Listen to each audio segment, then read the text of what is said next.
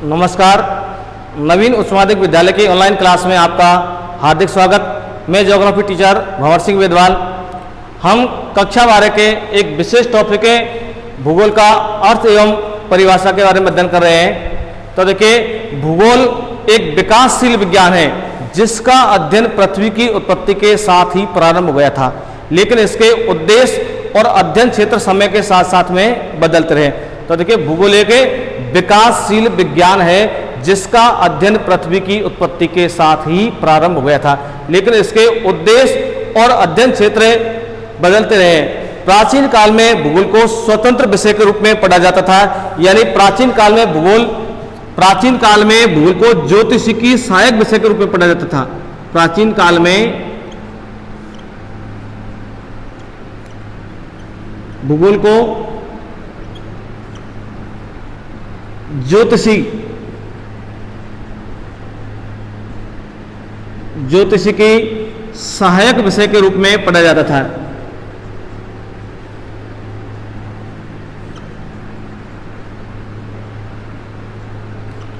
जिसे खगोलकी के नाम से जाना जाता था। खगोलकी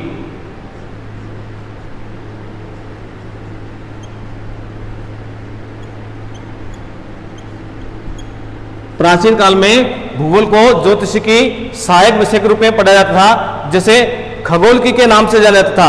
और खगोलकी के जनक यूनानी दार्शनिक सुकरात को माना जाता है। खगोलकी के जनक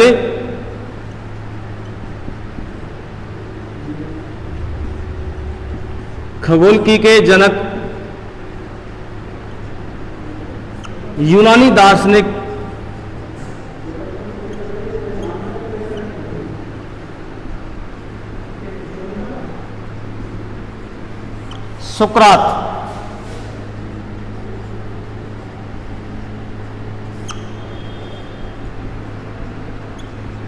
सुकरात को माना जाता है। तो देखिए, प्राचीन काल में भूगोल को स्वतंत्र विषय के रूप में पढ़ा जाता था, यानी कि प्राचीन काल में भूगोल ज्योतिषी की एक सहायक विषय थी जिसे खगोलकी के नाम से जाना जाता है। और खगोलकी के जनक यूनानी दार्शनिक सुकरात विश्व का पहला दार्शनिक है जिसने पृथ्वी को गोल बताया। सुकरात विश्व का पहला दार्शनिक है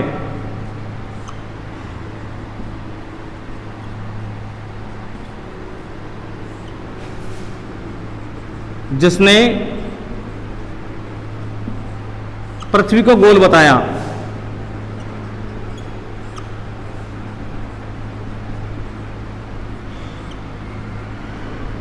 तो यहां पर दो महत्वपूर्ण क्वेश्चन हुए कि खगोलकी के जनक कौन है? सुकरात।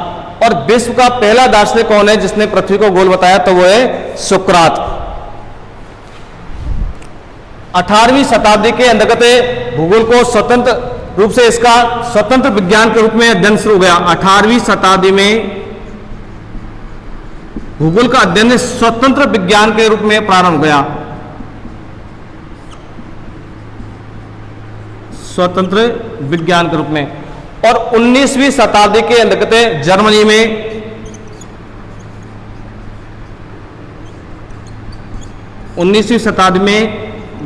में क्रमबद्ध रूप से क्रमबद्ध विज्ञान के रूप में विकसित हुआ।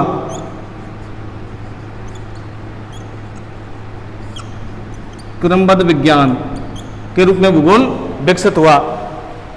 और 20वीं शताब्दी के अंतर्गत भूगोल विषय को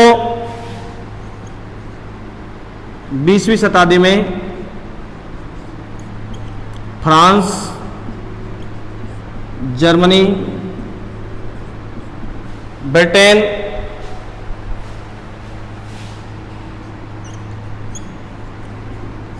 अमेरिका में विद्यालय वे महाविद्यालयों में पढ़ाया गया।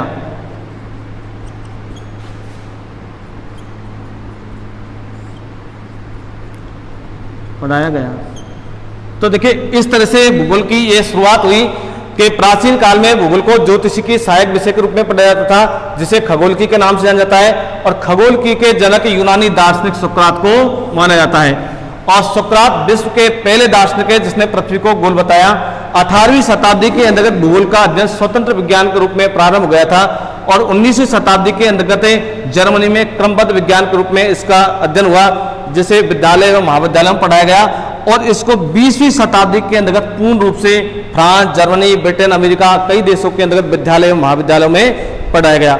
अब इसमें के जो भूगोल का अर्थ के बारे में अध्ययन करते हैं।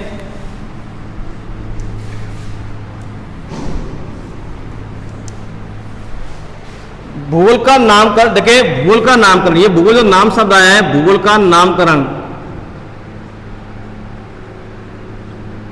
भूगोल का नामकरण में इस विषय को प्रारंभिक स्तर पर,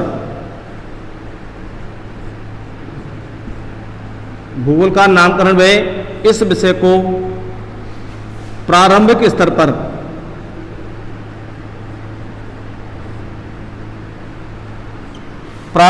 पर व्यवस्थित स्वरूप प्रदान करने का श्रेय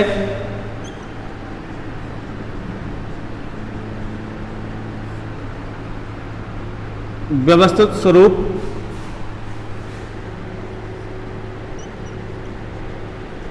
प्रदान करने का श्रेय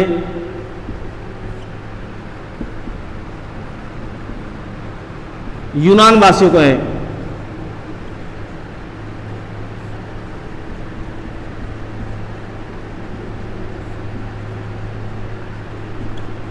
तो देखिए भूगोल का नामकरण यानी भूगोल विषय का जो नामकरण किया गया है या इस विषय को जो प्रारंभिक स्तर पर व्यवस्थित करने का कार्य है वो यूनान वासियों ने किया है।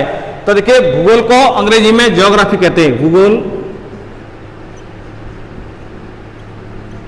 को अंग्रेजी में ज्योग्राफी कहते हैं।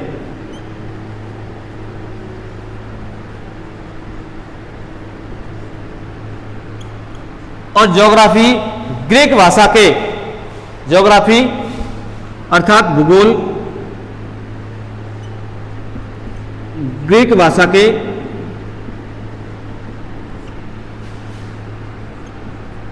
ज्योग्राफो शब्द से बना है।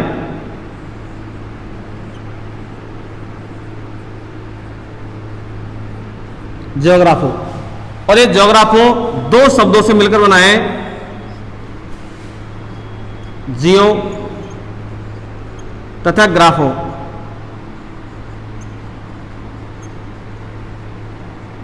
जिसमें जियो का अर्थ होता है पृथ्वी और ग्राफो का अर्थ होता है वर्णन। इस प्रकार से ज्योग्राफी का शाब्दिक अर्थ हो गया पृथ्वी का वर्णन, पृथ्वी का वर्णन, यानी जिस विषय के अंतर्गत पृथ्वी का वर्णन किया जाता है वो ज्योग्राफी कहलाता है। ज्योग्राफी शब्द का सर्वप्रथम प्रयोग,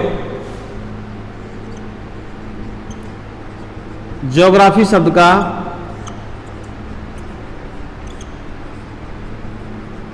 सर्वप्रथम प्रयोग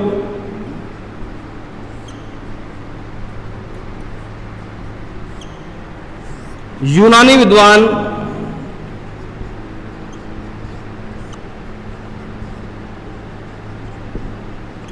एरिस्टोस्थनीज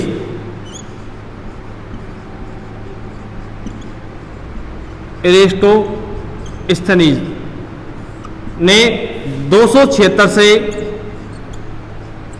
194 ईस्वी पूर्व किया। और इनकी जो पुस्तक है जिसमें इन्होंने ज्योग्राफी शब्द का प्रयोग किया था वो थी ज्योग्राफिका। ज्योग्राफिका, तो देखिए ज्योग्राफी शब्द का सर्वप्रथम प्रयोग यूनानी विद्वान एरिस्टोस्थनीज ने 276 से 194 ईस्वी पूर्व किया और इनकी पुस्तक का नाम है ज्योग्राफिका। एरिस्टोस्थनीज की पुस्तक का नाम है ज्योग्राफिका। इसलिए एरिस्टोस्थनीज को व्यवस्थित भूगोल का जनक कहा जाता है। एरिस्टोस्थनीज को व्यवस्थित भूगोल का जनक कहा जाता है।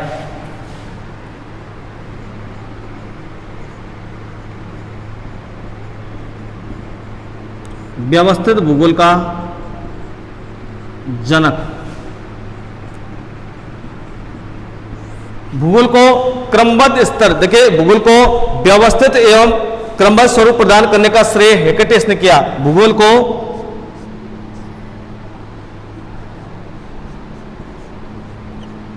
क्रमबद्ध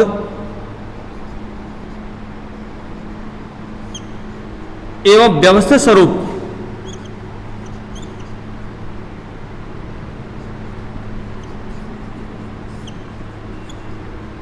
भूगोल को क्रमबद्ध एवं व्यवस्थित स्वरूप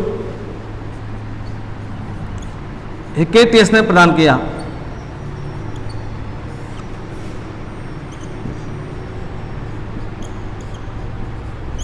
हेकेटियस ने प्रदान किया और इनकी पुस्तक का नाम है जस पीरियडस।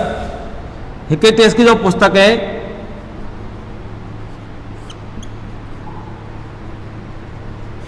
जस पीरियडस अर्थात पृथ्वी का वर्णन, पृथ्वी का वर्णन। तो देखिए, इसलिए हेकेटियस को भूगोल का जनक कहा जाता है, भूगोल का जनक।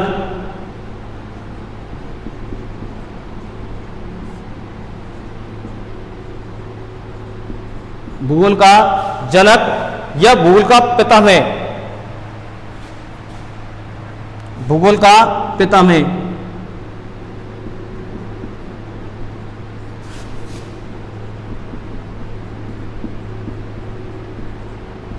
भूगोल का पितामह या प्रादेशिक भूगोल का जनक।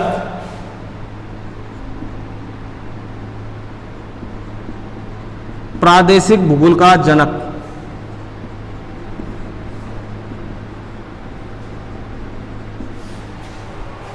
देखिए, जो हेकेटियस है ये यूनान के एथेंस शहर का निवासी है। यूनान के एथेंस शहर का निवासी है।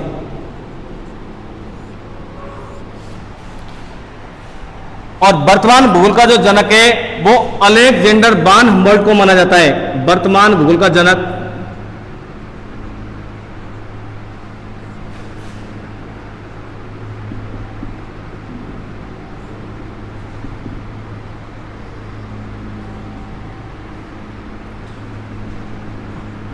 अलेक्जेंडर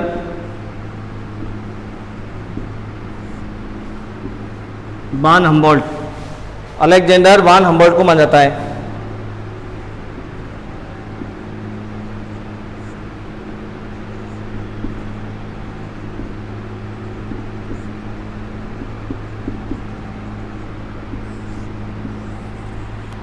तो देखिए, हमने यहां से स्टार्ट किया कि भूगोल का नामकरण एवं इस विषय को प्रारंभिक स्तर पर व्यवस्थित करने का श्रेय यूनान वासियों ने, यानी कि भूगोल का जो नामकरण किया है या इस विषय को प्रारंभिक स्तर पर जो व्यवस्थित किया है, इसका कार्य किसने किया?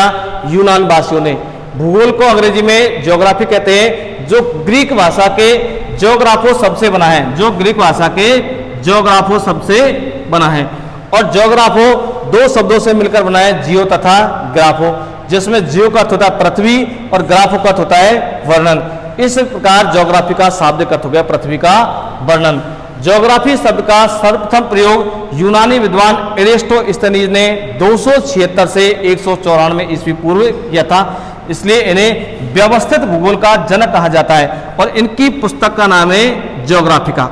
भूगोल को क्रमबद्ध एवं व्यवस्थित स्वरूप प्रदान करने का जो श्रेय है वो किया था हेकेटियस ने, और इनकी पुस्तक का नाम है जस पीरियडस अर्थात पृथ्वी का वर्णन। इसलिए हेकेटियस को भूगोल का जनक या भूगोल का पितामह या प्रादेशिक भूगोल का जनक कहा जाता है।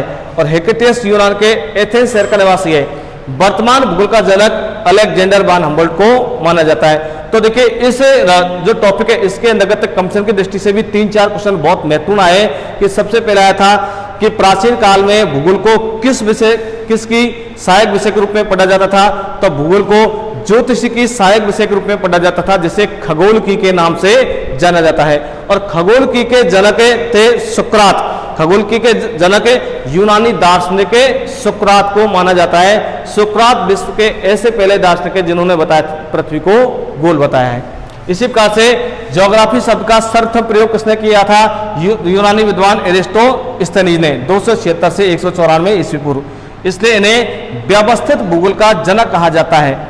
और भूगोल को क्रमबद्ध एवं व्यवस्थित स्वरूप प्रदान करने का श्रेय किया था हेकेटियस ने, और हेकेटियस की पुस्तक का नाम है जस पीरियोडस अर्थात पृथ्वी का वर्णन। इसलिए हेकेटियस को भूगोल का जनक कहा जाता है। ये क्वेश्चन कई बार आ जाता है कि हेकेटियस को भूगोल का जनक क्यों माना जाता है, क्योंकि हेकेटियस ने भूगोल को क्रमबद्ध एवं व्यवस्थित स्वरूप प्रदान किया। इन्हें भूगोल का पितामह यानी फादर ऑफ ज्योग्राफी या प्रादेशिक भूगोल का जनक भी कहा जाता है। और वर्तमान भूगोल का जनक अलेक्जेंडर वान हम्बोल्ट को माना जाता है।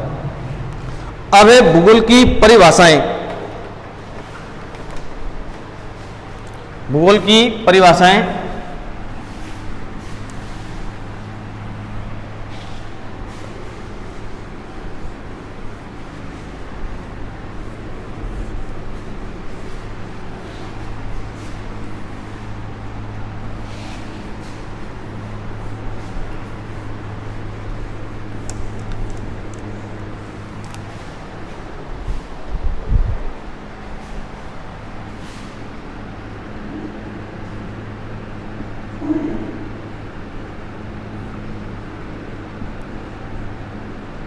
भूगोल की परिभाषाएं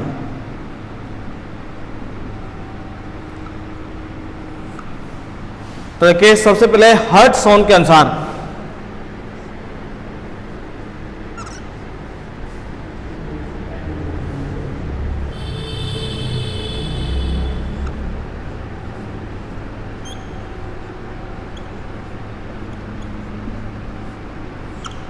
हर्ट्सऑन के अनुसार देखिए, हर्ट्सऑन के अनुसार क्या परिभाषा है कि भूगोल वह विज्ञान है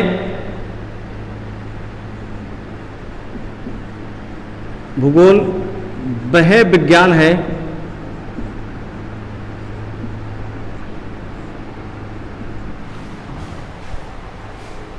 जो पृथ्वी के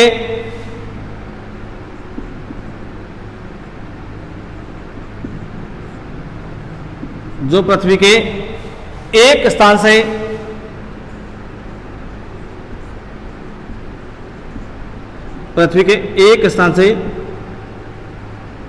दूसरे स्थान तक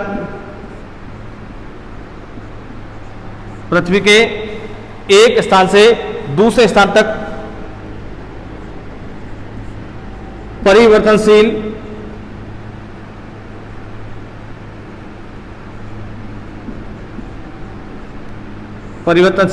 स्वरूपों का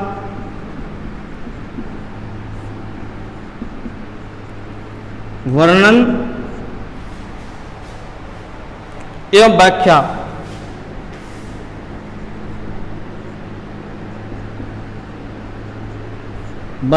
व्याख्या मानवीय संसार के रूप में करता है।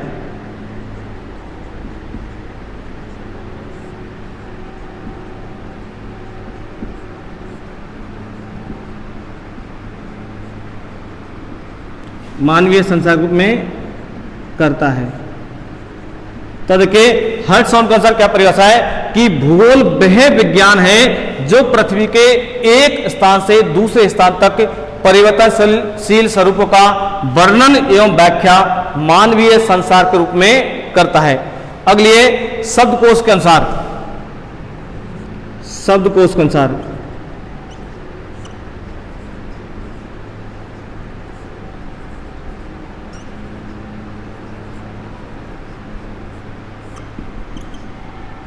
तो देखिए, शब्दकोश के अनुसार भूगोल पृथ्वी की सतह और उसके निवासियों का विज्ञान है।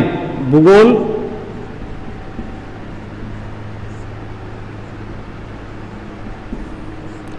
पृथ्वी की सतह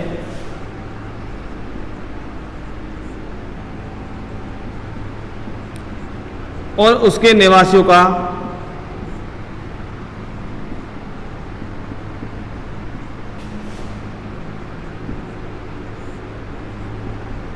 विज्ञान है। भूगोल पृथ्वी की सतह और उसके निवासियों का विज्ञान है। अगली परिभाषा है कांट के अनुसार।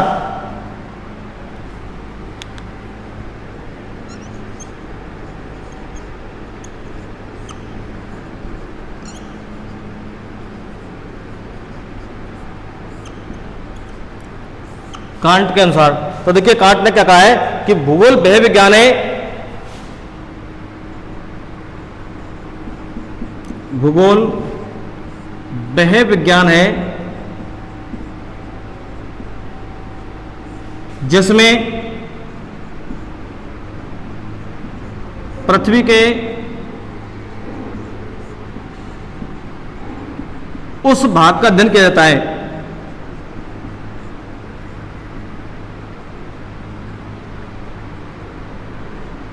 भूगोल वह विज्ञान है जिसमें पृथ्वी के उस भाग का अध्ययन किया जाता है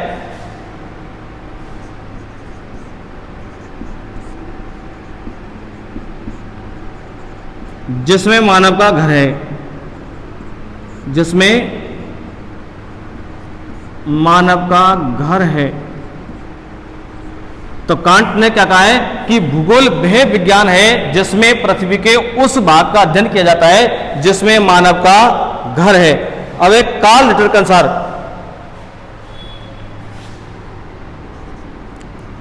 कार्ल रिटर के अनुसार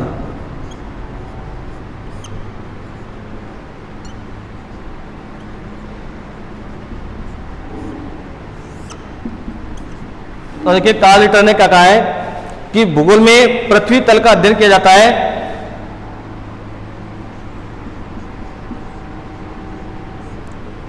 भूगोल में पृथ्वी तल का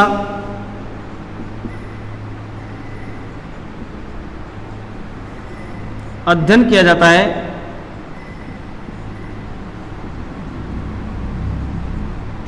जो मानव का निवास गृह है।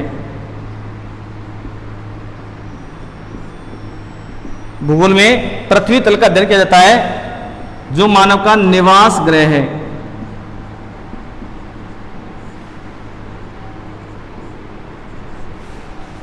अगली परिभाषा है ऑर्थर हम्स के अनुसार, जैसे एक सीधी परिभाषा ऑर्थर हम्स के अनुसार देखिए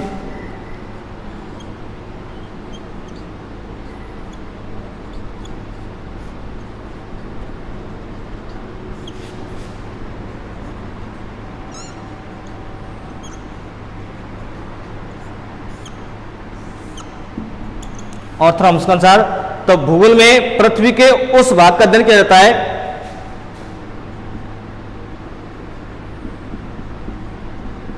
भूगोल में पृथ्वी के उस भाग का अध्ययन किया जाता है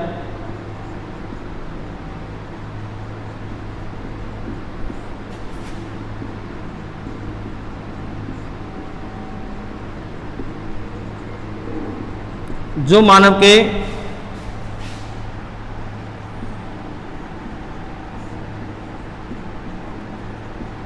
रहने का स्थान है।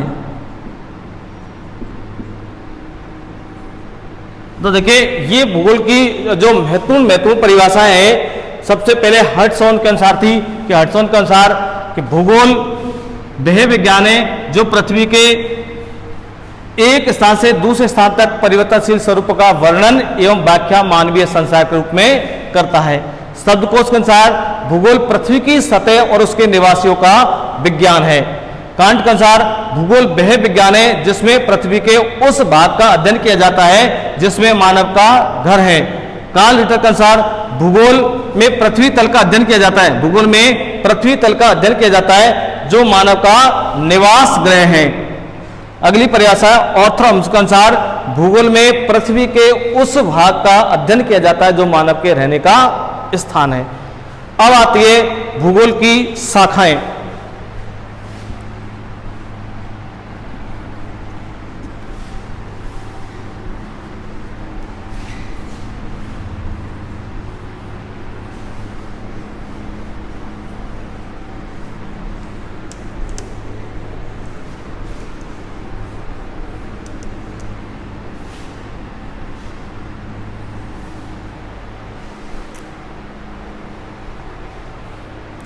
भूगोल की शाखाएं।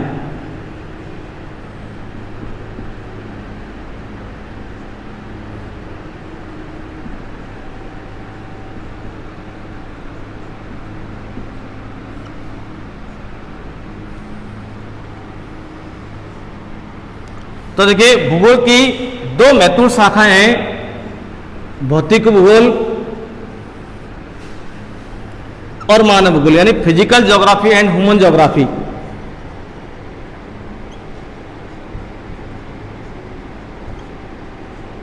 भौतिक भूगोल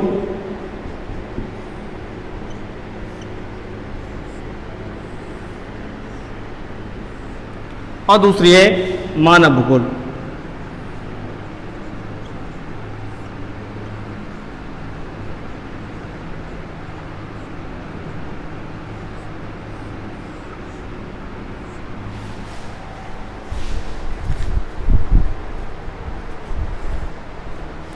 भौतिक भूगोल का जनक पोसिडोनियस को माना जाता है। इसका जनक पोसिडोनियस।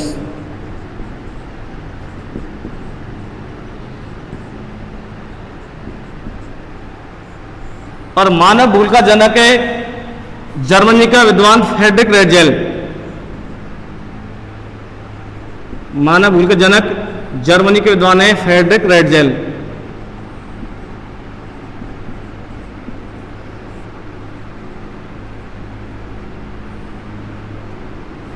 तो देखिए भूगोल की दो महत्वपूर्ण शाखाएं हैं, भौतिक भूगोल एवं मानव भूगोल। भौतिक भूगोल के अंतर्गत भौतिक पर्यावरण का अध्ययन किया जाता है और मानव भूगोल के अंतर्गत मनुष्य के रहन सहन, खान पान, रीति रिवाज या मनुष्य वातावरण में क्या बदलाव लाता है, इसका अध्ययन मानव भूगोल के अंतर्गत किया जाता है। भौतिक भूगोल के अध्ययन का जो केंद्र बिंदु पृथ्वी तल को माना जाता है और मानव भूगोल के अध्ययन का केंद्र बिंदु मानव को माना जाता है।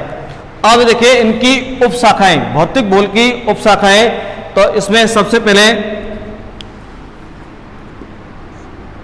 भौतिक भूगोल की जो उप शाखा है इसमें भूगणित,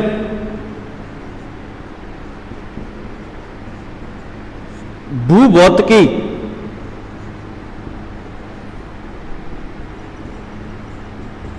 भूगणित, भूभौतिकी, भूआकृति विज्ञान या खगोलीय भूगोल,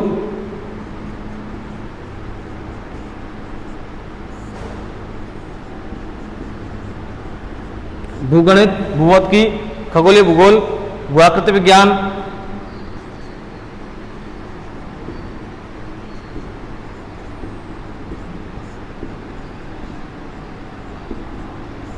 जलवायु विज्ञान,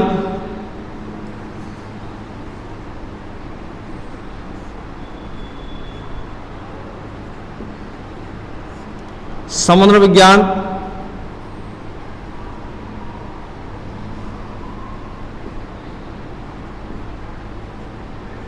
हिमनद विज्ञान,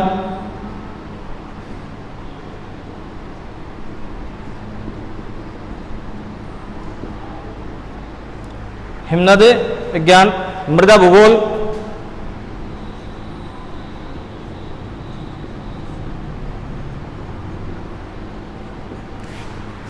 जैव भूगोल,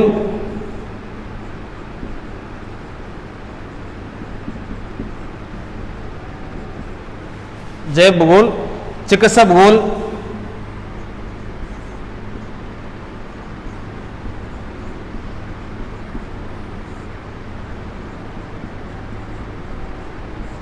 चिकित्सा भूगोल, पारिस्थितिक भूगोल,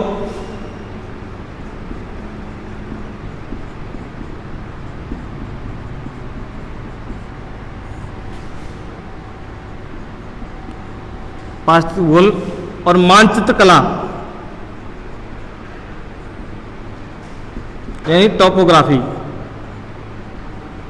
तो ये भौतिक भूगोल की उपशाखा है। भूगणित, भूभौतिकी, खगोल की भूगोल, भूआकृति विज्ञान, जलवायु विज्ञान, समुद्र विज्ञान, हिमनद विज्ञान, मृदा भूगोल, जैव भूगोल, चिकित्सा भूगोल, पारिस्थितिक भूगोल और मानचित्र कला। अब आती है मानव भूगोल की उपशाखाएं। तो मानव भूगोल की उपशाखाएं आर्थिक भूगोल,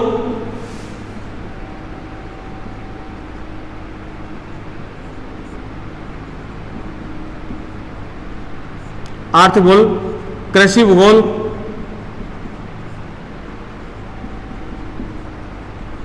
आर्थिक भूगोल, कृषि भूगोल, संसाधन भूगोल,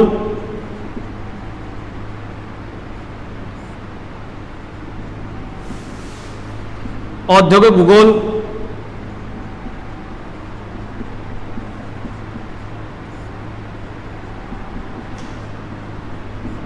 परिवहन भूगोल,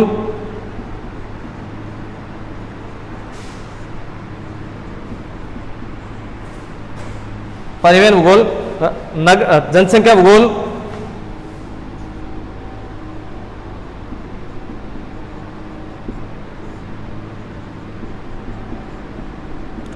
अधिवास भूगोल और अधिवास के अंतर्गत ग्रामीण और नगरीय अधिवास दो तरह के होते हैं। इसके अलावा राजनीतिक भूगोल,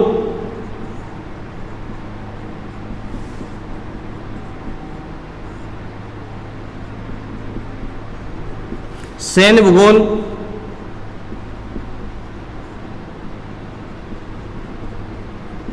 ऐतिहासिक भूगोल,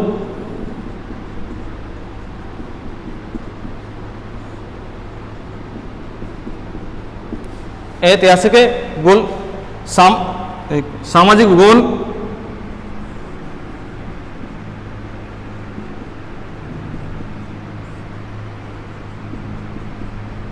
सांस्कृतिक भूगोल,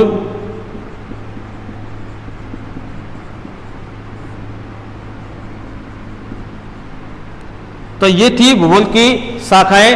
तो आज हमने भूगोल के अर्थ, परिभाषा एवं भूगोल की शाखाओं के बारे में अध्ययन किया। तो मुझे विश्वास है कि ये टॉपिक आपको समझ आया होगा। तो अगर ये टॉपिक आपको समझ में आया तो इसे लाइक, शेयर एंड सब्सक्राइब करें। धन्यवाद।